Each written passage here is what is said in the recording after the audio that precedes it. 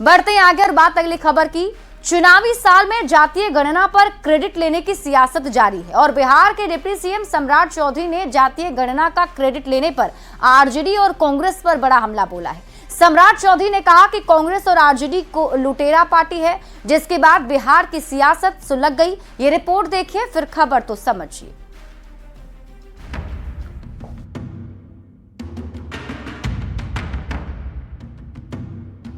तो पूरा देश और बिहार जानता है कि काम करने वाला कौन है, लूटने वाला कौन है। ये लोग लुटेरे हैं। चुनावी साल में बिहार में सियासी पारा हाई है। डिप्टी सीएम सम्राट चौधरी ने लालू प्रसाद और कांग्रेस पर बयान देकर एक बार फिर बिहार की सियासत को सुलगा दिया है। डिप्टी सीएम सम्राट चौधरी ने जातीय गणना पर तेजस्वी के दावों पर पलटवार करते हुए आरजेडी और कांग्रेस को लुटेरा बता दिया। सम्राट चौधरी ने कहा कि बिहार में जातीय गणना का श्रेय एनडीए को जाता है, तो केंद्र में भी एनडीए ने ये फैसला लिया है। और आज भी यदि देश में जातीय जनगणना का निर्णय लिया गया तो उस कैबिनेट में ना राहुल गांधी ना तेजस्वी यादव बैठे थे, उस कैबिनेट में एनडीए के लोग बैठे थे। 55 साल तक कांग्रेस ने देश को लूटा और बिहार में लालू प्रसाद जी और लालू प्रसाद जी का परिवार, इसने लगभग 20 साल तक लूटने का काम किया। तो पूरा देश और बिहार जानता है कि काम करने वाला कौन है, लूटने वाला कौन है। ये लोग लुटेरे हैं, जनता को ठगना चाहते हैं। कांग्रेस और आरजेडी को लूटने वाली पार्टी बताने के बाद सियासत तेज है। सम्राट चौधरी के बयान पर आरजेडी और कांग्रेस ने पलटवार किया तो जेडीयू ने सम्राट के बयान का समर्थन किया है। अगर आप अपने सरकार के कार्यकलाप और सरकार के द्वारा किए जा रहे भ्रष्टाचार और भ्रष्टाचार को सदाचार और शिष्टाचार का रूप और संगठित लूट और संगठित भ्रष्टाचार के संबंध में अगर बता दिए होते तो शायद आप सच और सच्चाई से रूबरू हो जाते हैं। भ्रष्टाचार में आकंठ तक डूबी हुई पार्टी से और आप क्या उम्मीद कर सकते हैं। सच्चाई ये है कि महागठबंधन की एकता को देखते हुए भारतीय जनता पार्टी के पांव के नीचे से जमीन खिसक गई है। अब वो बौखलाहट है।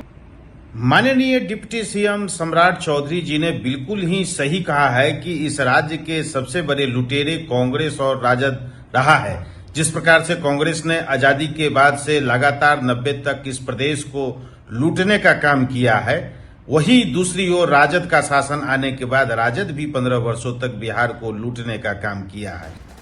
जातीय गणना पर क्रेडिट लेने की होड़ काफी तेज है। आरजेडी और कांग्रेस जातिगत जनगणना का श्रेय लेने में जुटी है और ऐसे में सम्राट चौधरी ने कांग्रेस और आरजेडी पर तीखा हमला कर बिहार की सियासत को सुलगा दिया है। न्यूज 18 के लिए मुजफ्फरपुर से प्रियांक सौरभ और पटना से रवेश नारायण की रिपोर्ट। और अब आप जातीय गणना पर बिहार में की गई सियासत के मायने को समझिए।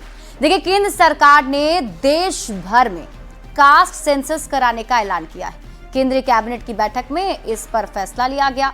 विपक्ष सरकार पर अपनी दबाव के चलते लिया गया फैसला बता रहा है। मतलब विपक्ष का यह कहना है कि उन्होंने जमकर इस मुद्दे को उठाया और दबाव में आकर सरकार को यह फैसला लेना पड़ा। तो बिहार विधानसभा के चुनाव से पहले जातीय गणना पर क्रेडिट लेने की होड़ मची हुई है। एनडीए नेताओं का कहना है कि विपक्ष जबरन श्रेय लेने की कोशिश कर रहा है, पाखंड कर रहा है।